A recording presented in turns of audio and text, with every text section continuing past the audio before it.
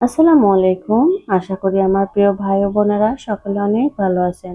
আলহামদুলিল্লাহ আমরাও অনেক অনেক ভালো আছি। আজকের পর্ব আপনাদের সাথে শেয়ার করব সুজির রসভরা রেসিপি। তার আগে অবশ্যই আপনাদের কাছে অনুরোধ থাকবে ভিডিওটা শুরু করার সময় একটা লাইক দিয়ে শুরু থেকে শেষ পর্যন্ত কন্টিনিউ করবেন। তো দেখতেই পাচ্ছেন আপনাদের সাথে সুজির রসভরা রেসিপিটা আমি শেয়ার করব। এর জন্য যা যা লাগবে বা আমি কিভাবে রেডি করি সেটাই আপনাদের সাথে এখন আমি শেয়ার করব।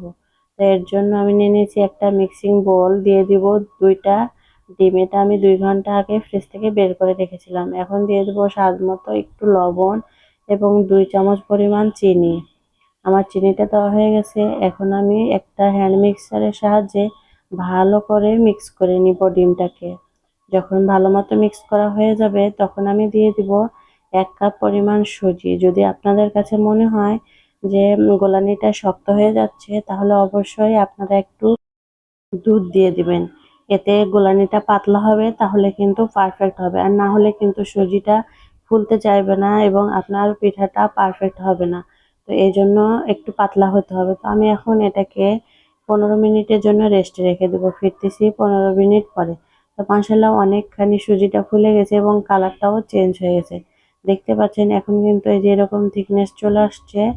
তো এরকম যদি থাকে তাহলে ঠিক আছে। আর এর থেকে বেশি পাতলাও করা যাবে না, আবার এর থেকে বেশি শক্ত করা যাবে না। যদি পাতলা করেন তাহলে আপনার পিঠাটা দেবে যাবে, ফুলতে চাবে না। আবার যদি অনেক বেশি শক্ত করেন তাহলে ভেতরটা একদম শক্ত হয়ে থাকবে, রস একটুও ভেতরে যাবে না।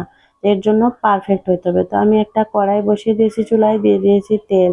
তেলটা গরম হয়ে গেলে দিয়ে দিব পিঠাগুলো। দেখতেই পাচ্ছেন আমি এখন সুজির যে মিশ্রণটা সেটাই একদম ছোট ছোট লেচি আকারে ছেড়ে দিব চুলায়। অবশ্যই এই সময় খেয়াল রাখতে হবে চুলার হিটটা যেন একটু মিডিয়াম টু হাই এ থাকে। যদি একদম লো ফ্লেমে থাকে তাহলে কিন্তু একদম চেপে চেপে যাবে, চ্যাপা হয়ে যাবে আর ফুলতে চাবে না। তো সেই জন্য চুলার আঁচটা অবশ্যই একটু বাড়িয়ে রাখবেন। একদম লো ফ্লেমে ভাজতে যাবেন না, তাহলে কিন্তু চ্যাপা চ্যাপা হয়ে যাবেন, পিঠাগুলো ফুলতে যাবে না।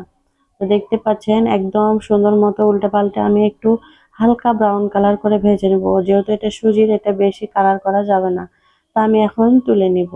মাশাআল্লাহ আমি একই প্রসেসে সব সুজির রসবড়াগুলো তুলে নিব। দেখতে পাচ্ছেন কিরকম গোল গোল হয়েছে। তো অন্যদিকে আমি চুলায় দুধ দিয়ে দিয়েছি 1 কেজি এবং দিয়ে দিব তেজপাতা 2টি আর সাদা এলাচ 3টি, এটি সম্পূর্ণ ফ্লেভারের জন্য। এরপর দিয়ে দেবো স্বাদ মতো লবণ, দিয়ে দিব 1 কাপ চিনি। যদি আপনারা মিষ্টি বেশি পছন্দ করেন তাহলে আরো হাফ কাপ দিতে পারেন। যার যেটা মিষ্টি যেরকম খেতে পছন্দ করে এটা নিজস্ব একটা ব্যাপার। তা আমি খুব বেশি মিষ্টি করব না, সেজন্য হালকা করে দিচ্ছি। এবং তেজপাতা এবং সাদা এলাচটা যেটা দিচ্ছি সেটাও কিন্তু ফ্লেভারের জন্য। যারা পছন্দ করেন না তারা স্কিপ করতে পারেন। দেখতে পাচ্ছেন কতটা ফ্লাফি এবং নরম তুলতুলে হয়েছে সুজির বড়াগুলো। এটা যখন আমি রসে দিব তখন একদম রসে টইটুম্বুর হয়ে যাবে, একদম পুরো মিষ্টির মতো হবে। খেতে কিন্তু অসম্ভব মজার লাগবে। তো দেখতে পাচ্ছেন আমি দুধের মধ্যে দিয়ে দিলাম। আরো একটা জিনিস খেয়াল রাখতে হবে, দুধটা যাতে বেশি ঘন না হয়ে যায়। যদি ঘন হয়ে যায় তাহলে দুধের যে রস সেটা কিন্তু এই সুজির বড়াগুলোর মধ্যে যাবে না। এজন্য অবশ্যই আপনার দুধটা পাতলা থাকতে হবে। মানে 1 কেজি দুধে 1 কেজি থাকতে হবে। আপনি যদি মনে করেন 1 কেজি দুধকে কমিয়ে আধা কেজি করবেন তাহলে কিন্তু আপনার সুজির রস বড়াগুলো ফুলবে না এবং পারফেক্ট ভাবে রসও যাবে না। আপনি এখন এই যে জাল করবেন দেখবেন রস টেনে অর্ধেক হয়ে যাবে। তো আমি এখন চুলার আঁচটা বন্ধ করে দিব। আমি যেহেতু 2-3 বার ফুটিয়ে নিয়েছি, বন্ধ করে দিলাম। মাশাআল্লাহ দেখেন আমার কতগুলো ছিল, কিন্তু সেরাটা অবশ্যই টেনে নিয়েছে। এখন আমি দিয়ে দেবো কিছুটা পরিমাণ কিশমিশ ওপর থেকে। এটা অপশনাল, আপনারা চাইলে দিতেও পারেন নাও দিতে পারেন। তো মাশাআল্লাহ দেখতেই পাচ্ছেন কতটা ইয়ামি হয়ে গেছে।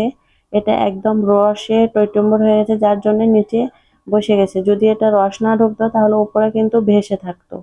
তো দুধও কিন্তু কমে গেছে। 1 কেজি দুধ কিন্তু এখন দেখেন কমে একদম আধা কেজি হয়ে গেছে। তো এরকম নিত্য নতুন ভিডিও পেতে চাইলে আমার চ্যানেলটি অবশ্যই অবশ্যই সাবস্ক্রাইব করবেন। আর যদি ফেসবুক পেজ থেকে দেখেন তাহলে পেজটি অবশ্যই ফলো দিয়ে রাখবেন। সাথে একটা লাইক করতে ভুলবেন না। কমেন্টের মাধ্যমে আপনার মূল্যবান মতামতটি জানাবেন যে আমার এই রেসিপিটা আপনার কাছে কেমন লেগেছে। যদি ভালো লেগে থাকে অবশ্যই একটা কমেন্ট করবেন। আপনাদের একটা কমেন্ট আমাকে নেক্সট ভিডিও মেক করতে অনেক বেশি উৎসাহ যোগায়। তো সকলে ভালো থাকবেন, সুস্থ থাকবেন। আল্লাহ হাফেজ। আসসালামু আলাইকুম।